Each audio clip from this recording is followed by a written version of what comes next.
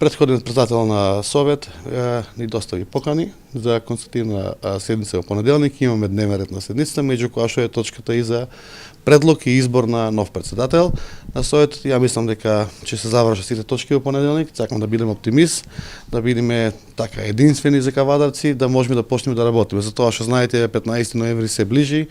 Сите оние што значат ребаланси и она што значи проекти за давање на фондови, проекти за барање од влада, до 15 ноември треба да се поднесат до влада, така да ако кавадарци не избере Совет и бидеме обсторирани во тие работи, ќе изгуби општината во целост она што значи фондови и она што значи ребаланс на буџетот. Јас очекувам искрена сработка со Советот, затоа што градоначалникот е една институција која што треба да соработува со Советот и Советот е тука поради граѓаните и мислам дека треба да се движиме во исти правец, она што значи капитални или инфраструктурни објекти за град Кавадарци.